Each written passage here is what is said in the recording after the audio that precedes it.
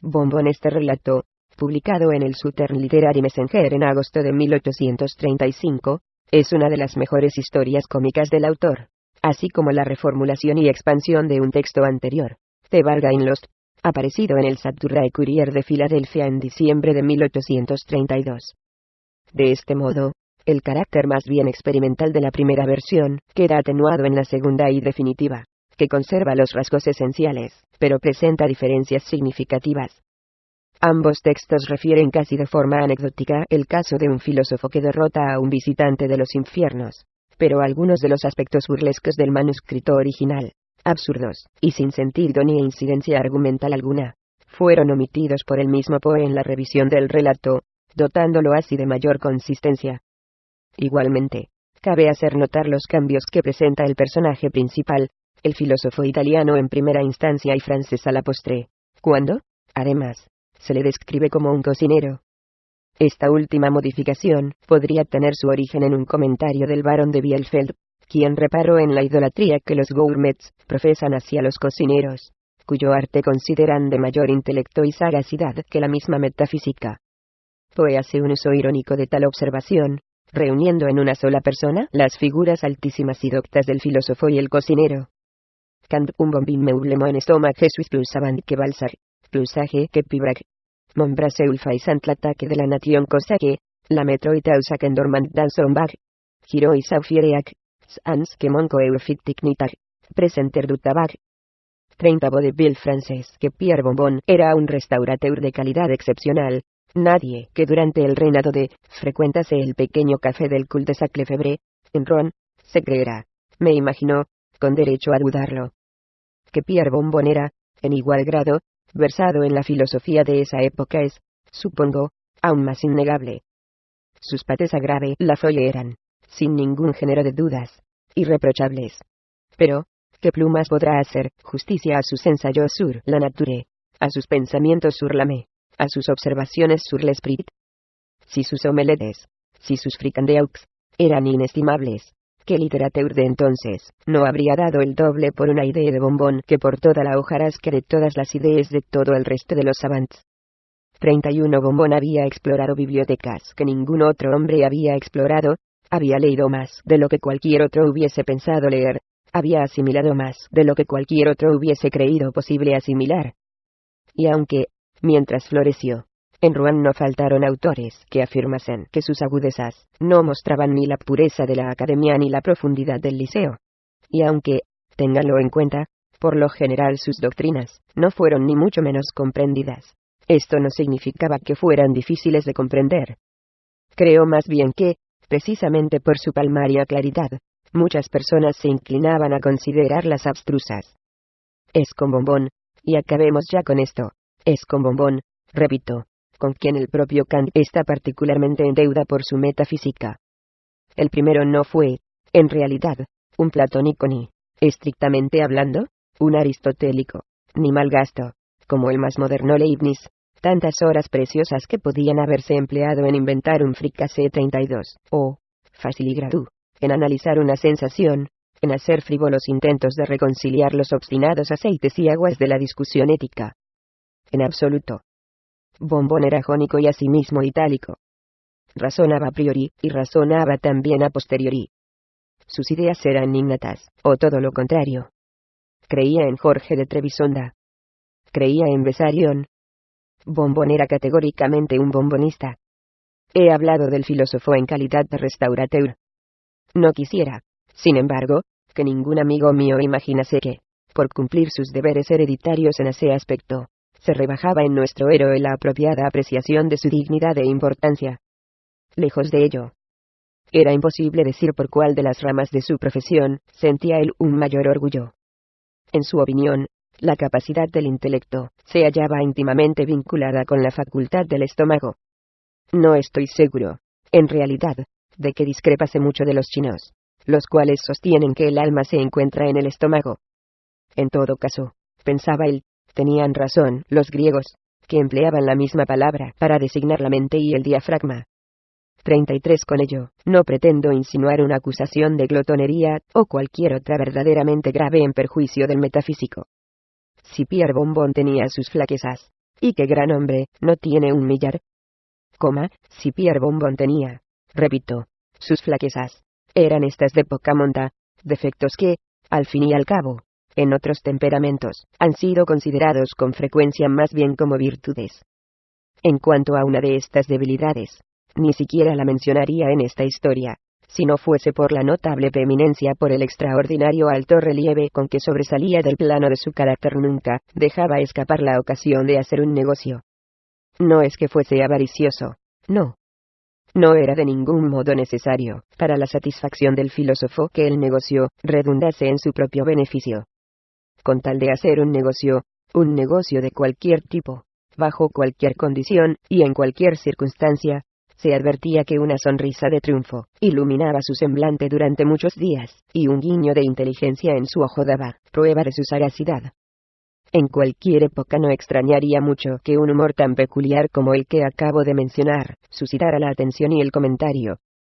En la época de nuestro relato, si esta peculiaridad no hubiese atraído la atención, habrían existido realmente motivos para extrañarse por ello. Pronto se rumoreó que, en todas las ocasiones de ese género, la sonrisa de Bombón difería bastante de aquella otra campechana con la que celebraba sus propias bromas o daba la bienvenida a un conocido. Si aludía a una naturaleza excitable, se contaba que hacía negocios arriesgados a la ligera, y que luego se arrepentía de ellos, y se citaron ejemplos de misteriosos poderes, inciertas apetencias e inclinaciones antinaturales inculcados por el ángel del mal para la consecución de sus sabios propósitos. El filósofo tenía otras debilidades, pero no merece la pena tomarlas en serio. Por ejemplo, pocos son los hombres de inteligencia extraordinaria que no sientan inclinación a empinar el codo. Que esta inclinación sea causa de la excitabilidad, o, más bien, una prueba evidente de su inteligencia, es algo difícil de decir. Bombón, por lo que sé, no pensaba que el asunto se prestara a un análisis minucioso, ni yo tampoco.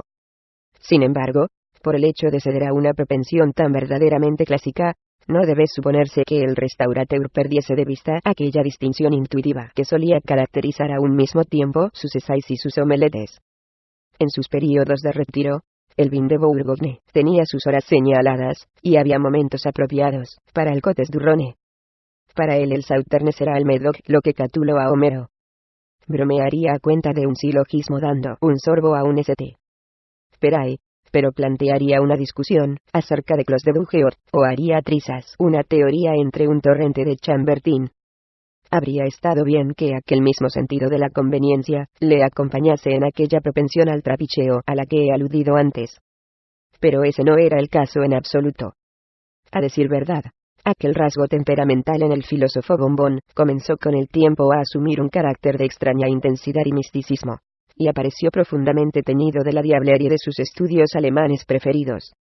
Entrar en el pequeño café del cul-de-sac Lefebvre era, en la época de nuestro relato, entrar en el sancta sanctorum de un genio. Bombón era un genio. No había en todo Rouen un soft cuisinier que no dijese que Bombón era un genio. Su misma gata lo sabía, y se abstenía de mover la cola en presencia del genio. Su enorme perro de aguas tenía también conocimiento de este hecho, y, ante la proximidad de su dueño, revelaba su inferioridad con una santidad de conducta, una humillación de orejas, y una caída del maxilar inferior, totalmente indignas de un perro. Es verdad, no obstante, que buena parte de aquel habitual respeto podía atribuirse a la apariencia personal del metafísico. Debo decir que un aspecto distinguido ejerce su influencia hasta sobre un animal, y quiero conceder que, en gran medida, se debe a la parte material del restaurateur, capaz de impresionar la imaginación del cuadrúpedo. Hay una peculiar majestad en la atmósfera de lo grande pequeño, si se me permite una expresión tan equívoca, cuyo volumen físico resulta por sí solo en todo momento insuficiente para crear. Aunque Bombón medía escasamente 3 pies de estatura, y su cabeza era diminuta, resultaba imposible contemplar la redondez de su estómago, sin experimentar un sentimiento de magnificencia que rayaba casi en lo sublime. En el tamaño de aquel estómago, tanto los hombres como los perros deben de haber visto el símbolo de los conocimientos del metafísico en su inmensidad, una morada adecuada para su alma inmortal. Podría aquí, si quisiera explayarme sobre el tema de la indumentaria y otras meras circunstancias del exterior del metafísico. Podría señalar que nuestro héroe llevaba el pelo corto, que se lo peinaba aplastado sobre la frente, y llevaba un gorro cónico de franela blanca con borlas, que su jubón verde guisante no seguía la moda de los que usaban habitualmente los restaurateurs de aquel entonces, que las mangas eran algo más anchas de lo que permitía la costumbre imperante, que llevaba puños vueltos, no como era habitual en aquella bárbara época, hechos con tela del mismo género y color que el resto de la prenda, sino forrados de modo caprichoso con terciopelo de Génova, que los zapatos eran de un púrpura refulgente curiosas filigranas, y podrían haber sido confeccionados en el Japón, por la exquisita forma de la puntera y los brillantes tonos de los ribeteados y bordados, que sus calzones eran de ese tejido amarillo parecido al raso llamado aimable, que su capa azul cielo, semejante por su corte a un gabán ancho y toda ella ricamente adornada con dibujos carmesíes, flotaba caballerosamente sobre sus hombros como un jirón de niebla matinal, y que su todo ensemble había dado motivo a que Benvenuta, la improvisadora de Florencia, dijera que resultaba difícil decir si Pierre Bombón era verdaderamente un ave del paraíso o más bien un auténtico paraíso de perfección. Podría, como digo, extenderme sobre todos estos puntos, si lo deseara, pero prefiero abstenerme. Los detalles meramente personales, hay que dejarlos para los novelistas históricos. Están por debajo de la dignidad moral de lo positivo. He dicho que entrar en el café del cul-de-sac Lefebvre era entrar en el sancta sanctorum de un genio. Mas luego solo era el genio quien podía apreciar debidamente los méritos del sancta sanctorum. Un cartel, consistente en un gran libro, se balanceaba a la entrada. En el anverso del volumen, había pintada una botella. En el reverso, un pate. Sobre el lomo, se leía en grandes letras Oeuvres de Bombón. De esta manera, se simbolizaba con delicadeza la doble ocupación del propietario. Al franquear el umbral se presentaba a la vista el interior completo del edificio. Una larga sala de techo bajo, y construcción antigua, era todo el acomodo que ofrecía el café. En un rincón del local, se hallaba el lecho del metafísico.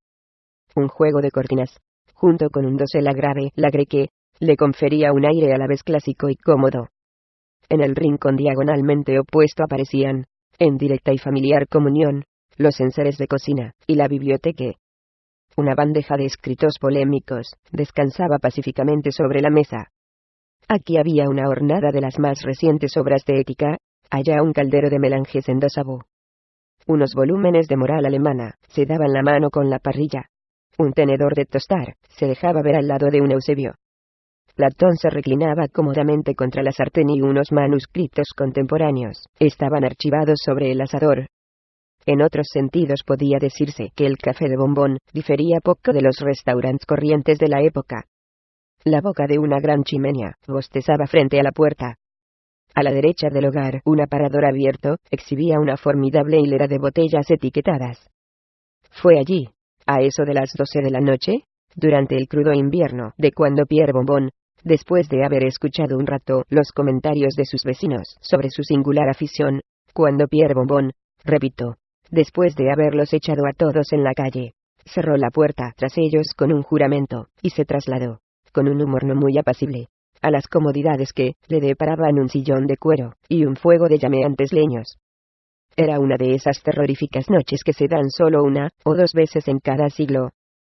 Nevaba intensamente, y la casa temblaba en su centro con las ráfagas de viento que, al penetrar por los resquicios de las paredes, y bajar impetuosamente por la chimenea, agitaban atrozmente las cortinas del lecho del filósofo, y desbarataban el orden de sus moldes de pasteles, y de sus papeles. El enorme cartel en forma de libro que se balanceaba fuera, expuesto a la furia de la tempestad, chirriaba ominosamente, y arrancaba un sonido quejumbroso a su soporte de sólido roble. Como digo, el metafísico no estaba de un humor plácido cuando arrastró el sillón hasta su sitio habitual junto al hogar. Muchas circunstancias de naturaleza desconcertante ocurridas durante el día habían venido a turbar la serenidad de sus meditaciones. Al querer preparar Oeufs grave, la princesa había cometido el desafortunado error de hacer una omelette grave, la reine. El descubrimiento de un principio de ética había quedado frustrado al volcarse un estofado.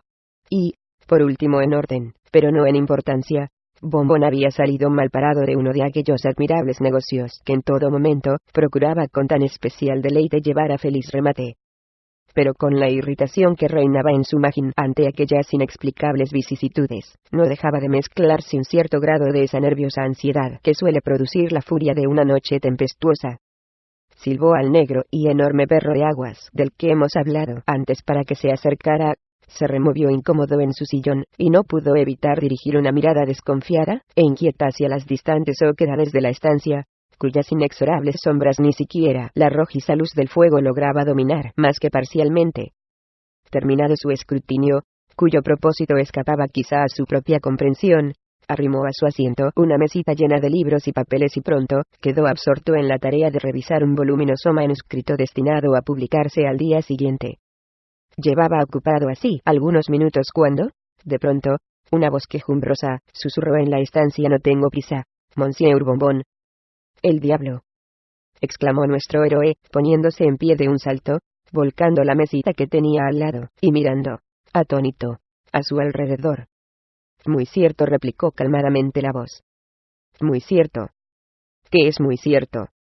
«¿Cómo ha entrado aquí?», vociferó el metafísico, mientras su mirada caía sobre algo tendido sobre la cama.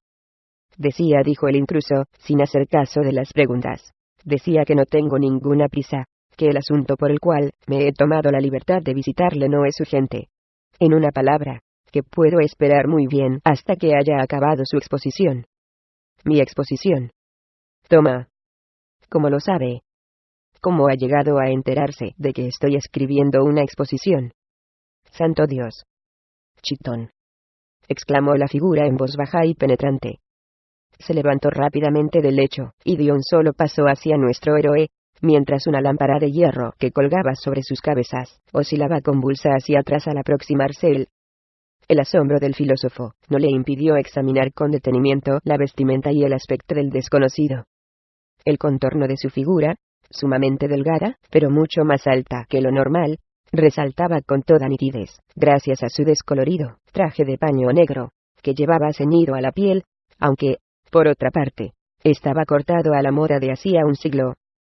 Evidentemente aquellas ropas se habían confeccionado para una persona mucho más baja que su actual propietario. Los tobillos y las muñecas le quedaban al descubierto varias pulgadas. En sus zapatos, sin embargo, un par de relucientes hebillas desmentían la extrema pobreza que sugerían las otras prendas de su atavío.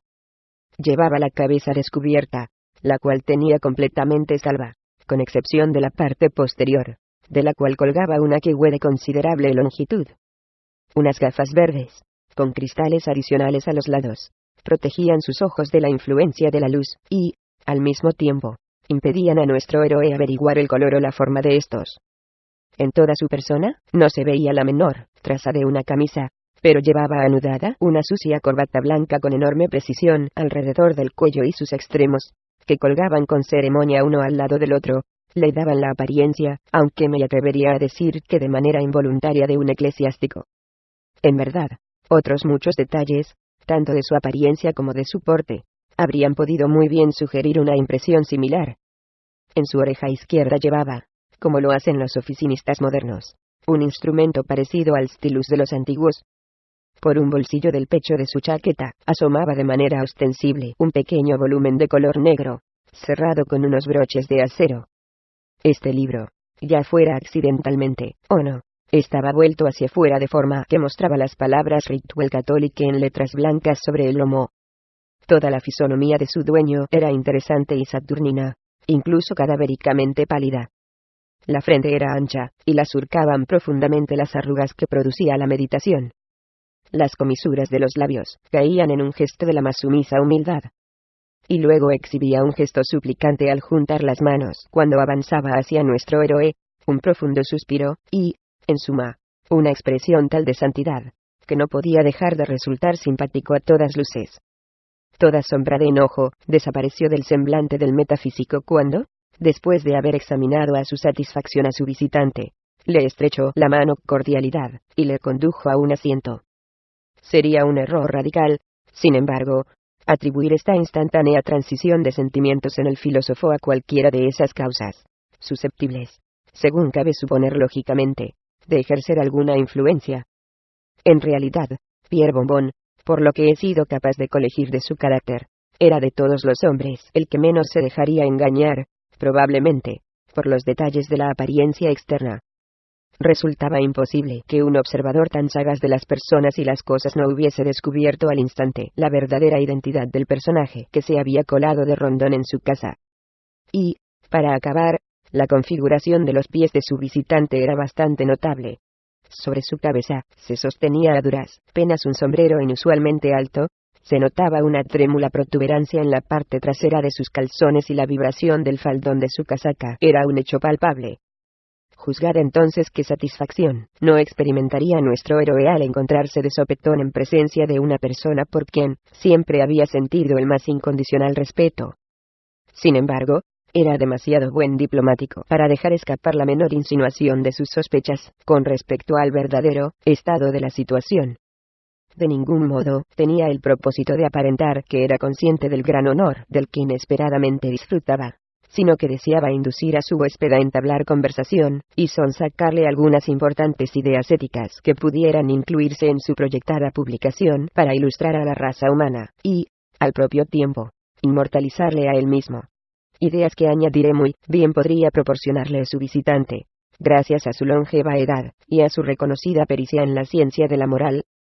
Movido por estos luminosos pensamientos, nuestro héroe rogó al caballero que tomara asiento, mientras él aprovechaba la ocasión para echar algunos leños al fuego, y colocar sobre la ya reincorporada mesa algunas botellas de musex. Tras llevar a cabo rápidamente estas operaciones, arrastró su silla bisagra brevis con la de su compañero, y esperó a que éste iniciase la conversación. Pero hasta los planes más ingeniosamente madurados fracasan a menudo en el momento de su aplicación, y el restaurateur se quedó non plus 34 al oír las primeras palabras del discurso de su visitante. «Ya veo que me conoce», Bonbon dijo. «Ja, ja, ja. Je, je, je. Sí, sí, sí. Jo, jo, jo. Ju, ju, ju». Y el diablo abandonó al punto la santidad de su actitud. Abrió la boca de oreja a oreja hasta exhibir una doble hilera de dientes mellados que parecían colmillos, y echó hacia atrás la cabeza para reír larga, fuerte, maligna y estruendosamente, mientras el perro negro, sentado sobre sus cuartos traseros, le servía de coro con alborozo, y la gata tigrara, desviándose de su habitual proceder, alzaba la cola y se ponía a chillar en el rincón más alejado de la estancia. No lo siguió el filósofo. Él era un hombre de mundo en tal grado para reírse como el perro, o para demostrar, por medio de chillidos, la indecorosa agitación de la gata. Pero debemos confesar que se sentía un tanto asombrado al ver que las blancas letras que formaban las palabras Ritual Católica del libro que asomaba por el bolsillo de su invitado, cambiaban por momentos de color y de significado, y, en unos pocos segundos, en lugar del título original, resplandecían en caracteres rojos las palabras Registres condamnes. Esta desconcertante circunstancia, que se produjo cuando Bonbon iba a contestar a la observación de su visitante, dotó a sus maneras de un azoramiento que probablemente no hubieran tenido en otro caso. «Bueno, caballero», dijo el filósofo. «Bueno, señor, hablando con sinceridad, creo que es usted, a fe mía, el de día, es decir, pienso, imagino, tengo una muy ligera idea del notable honor. Ya, sí. Muy bien», le interrumpió su majestad. «No diga más ya, veo cómo está la cosa». Y, después de decir esto, se quitó las gafas verdes, frotó cuidadosamente los cristales con la manga de la casaca, y se las guardó en el bolsillo. Si Bonbon se había sorprendido por el incidente del libro, su asombro aumentó ahora considerablemente debido al espectáculo que se le ofreció a la vista. Al alzar los ojos con gran curiosidad para averiguar el color de los de su huésped, vio que no eran en absoluto negros, como había supuesto, ni grises, como podía haberse imaginado, ni siquiera marrones, o azules, ni en realidad amarillos o rojos, ni purpúreos, ni blancos, ni verdes, ni de ningún color que existiera en el cielo, en la tierra, o en las aguas. En una palabra, Pierre Bonbon no solo vio claramente que su majestad no tenía ojos de ninguna clase, sino que no pudo descubrir ninguna señal de que los hubiera tenido nunca antes, pues el hueco donde los ojos debían haber estado era, me veo obligado a decirlo, sencillamente un trozo liso de carne muerta. No entraba en la naturaleza del metafísico abstenerse de preguntar por las causas de tan extraño fenómeno, y la respuesta de su majestad llegó enseguida, rápida, digna y satisfactoria. Ojos. Mi querido bombón. Ojos, dice usted. Ya caigo. Esos ridículos grabados que circulan por ahí, le han dado una idea falsa de mi aspecto. Ojos. Los ojos, Pierre Bombón, están muy bien en su debido lugar, el cual, dirá usted, es la cabeza, ¿cierto? La cabeza de un gusano. Para usted también, por lo visto, estos medios ópticos son indispensables. Pero voy a convencerle de que mi vista es más penetrante que la suya. Veo allí, en el rincón, una gata, una linda gata. Mírela, obsérvela bien. Y ahora, bombón, ¿ve usted los pensamientos? Sí, los pensamientos. Digo, las ideas, las reflexiones, que se están gestando dentro de su pericráneo. Allí están ahora, pero, usted no los ve. Ella piensa que nosotros admiramos la longitud de su cola y la profundidad de su mente.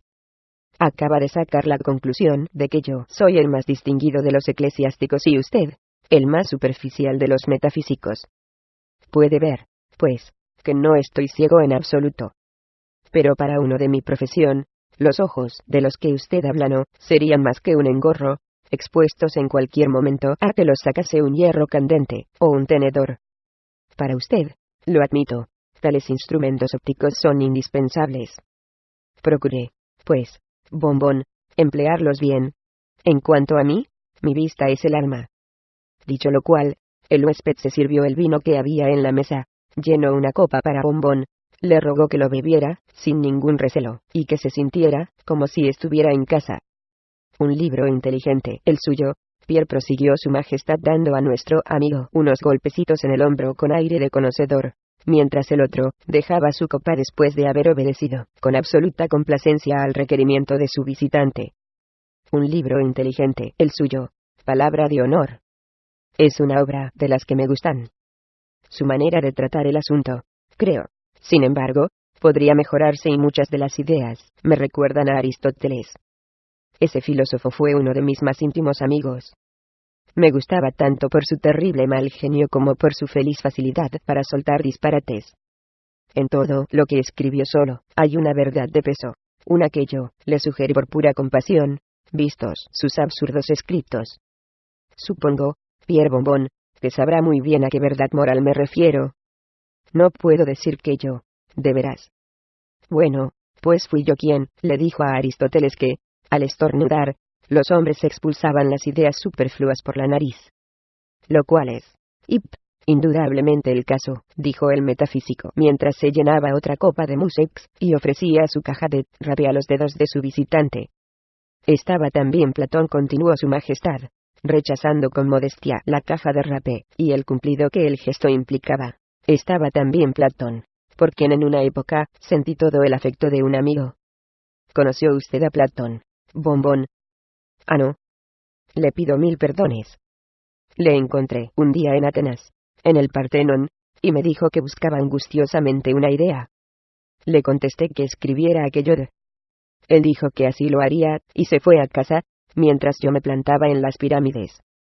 Pero me atormentaba la conciencia por haber revelado una verdad, aunque fuera por ayudar a un amigo, y volví presuroso a Atenas para colocarme detrás de la silla del filósofo cuando estaba escribiendo la palabra. Le di a la lambda un papirotazo con el dedo, y la volví del revés. Así, la frase dice ahora, y es, como observará, la doctrina fundamental de su metafísica.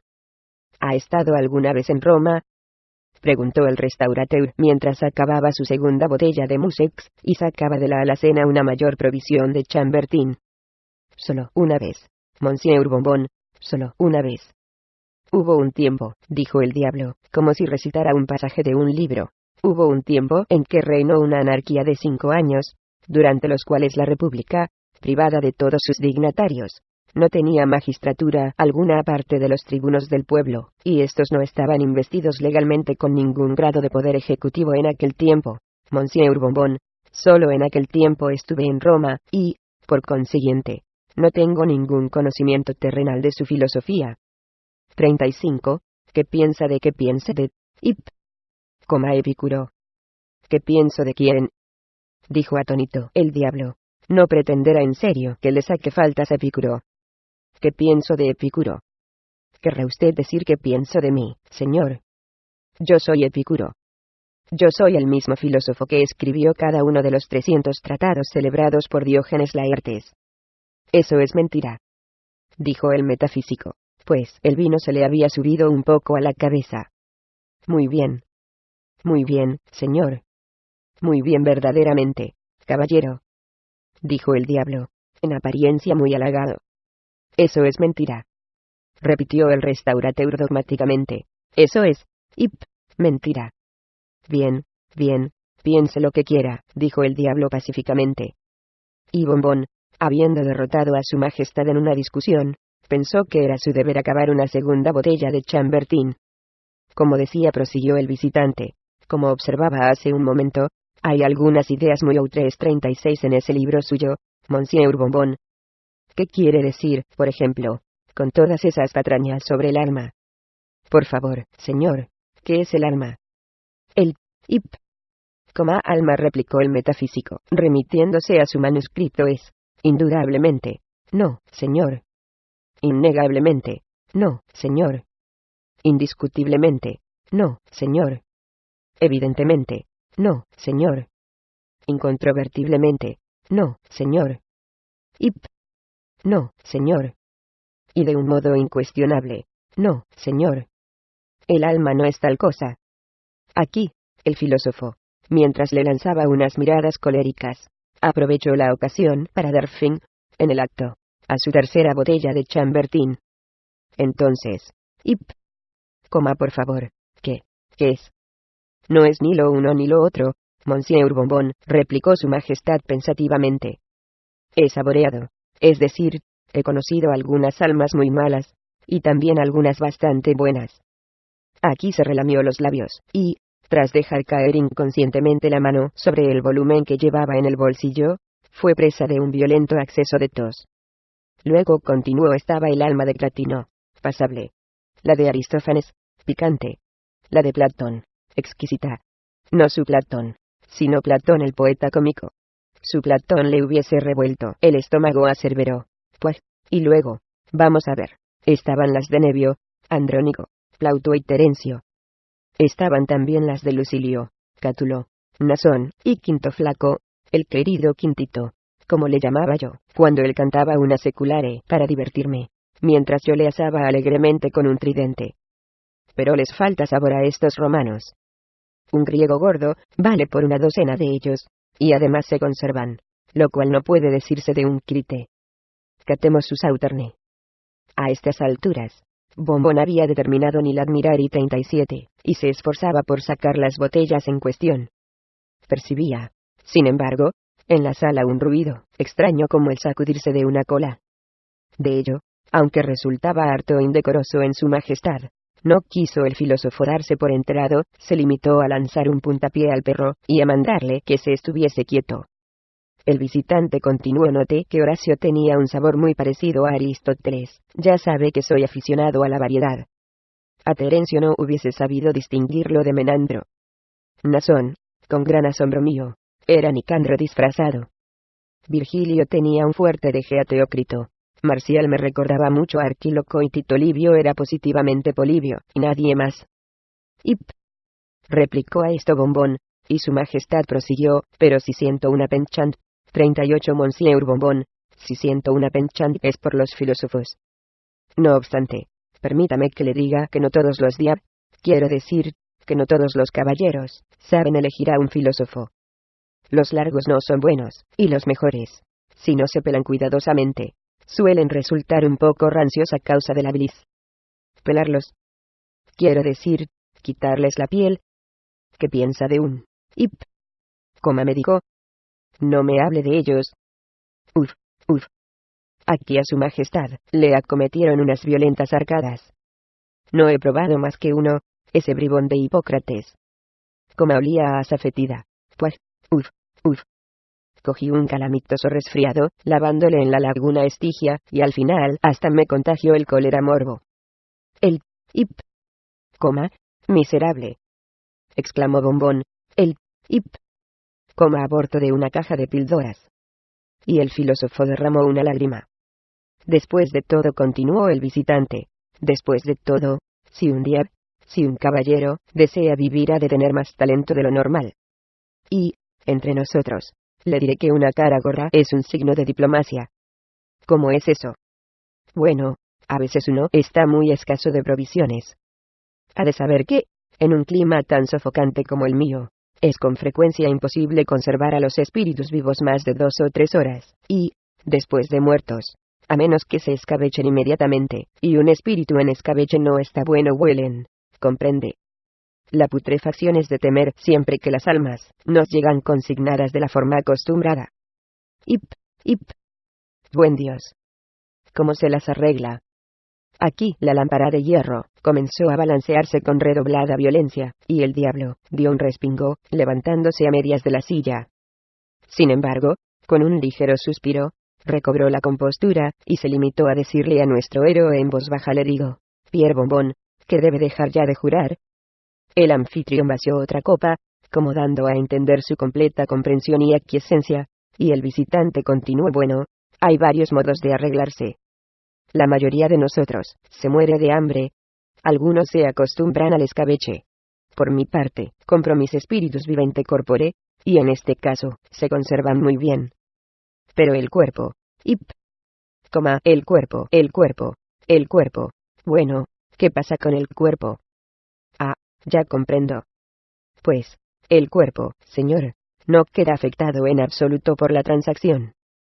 He realizado innumerables compras de ese género en mi momento y las partes interesadas nunca experimentaron la menor molestia. Ahí están Caín, Nemrod, Nerón, Calígula, Dionisio y Pisístrato, y mil más que nunca supieron lo que era tener un alma durante la última parte de sus vidas. Y, sin embargo, señor, estos hombres fueron ornato de la sociedad. Y no está de más a quien conoce usted tan bien como yo. No se halla él en posesión de todas sus facultades mentales y corporales. ¿Quién escribe un epigrama más agudo? ¿Quién razona con más ingenio? ¿Quién? Pero, alto. Tengo su acuerdo en la cartera. Mientras decía esto, sacó una cartera de cuero rojo, y cogió de ella unos papeles. En algunos de ellos Bombón alcanzó a vislumbrar las letras Maquis, Massa, Robespierre, y las palabras Calígula, Jorge, Isabel. Su Majestad escogió una estrecha tira de pergamino, y de ella leyó en voz alta las siguientes palabras en consideración a ciertas dotes intelectuales que no es necesario especificar, y en consideración también a 1000 luises de oro, a la edad de 1 año y 1 mes.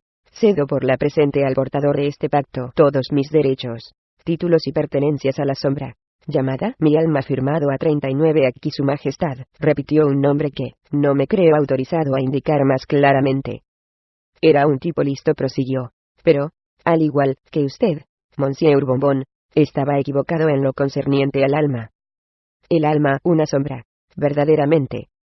El alma, una sombra. Ja, ja, ja. Je, je.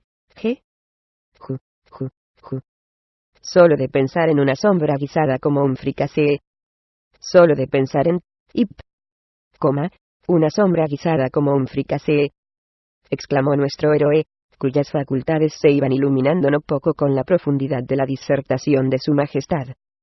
Solo de pensar en, una sombra guisada como un fricasé. Vaya, maldita sea. Si yo fuese tan, majadero, mi alma, Monsieur, su alma, Monsieur Bombón. Sí, señor, mi alma es, ¿qué, señor? Todo menos una sombra. Maldita sea. ¿Quiere usted decir? Sí, señor, mi alma es, sí, señor. No pretenderá afirmar. Mi alma es, peculiarmente idónea para, un, ¿qué, señor? Estofado. Soufflé. Fricasé. De veras. Ragout y fricandeau. Y para que vea, mi buen amigo, voy a dejar que se la lleve, por una ganga. Y al decir esto, El filósofo dio a su majestad unas palmadas en la espalda. Ni siquiera me lo planteo, dijo este último con calma al tiempo que se levantaba de su asiento. El metafísico se le quedó mirando. Por el momento, estoy abastecido, continuó su majestad. Dijo el filósofo. No tengo fondos a mano. ¿Qué? Además, sería muy impropio por mi parte, señor, aprovecharme de su estado actual, repugnante e indigno de un caballero. Aquí el visitante se inclinó, y se retiró. ¿De qué modo? Es algo que no podría confirmarse con exactitud, pero en un esfuerzo bien calculado para descargar un botellazo sobre el villano, se partió la delgada cadena que colgaba del techo y el metafísico se desplomó, abatido por la caída de la lámpara. De Carlos del Pozo.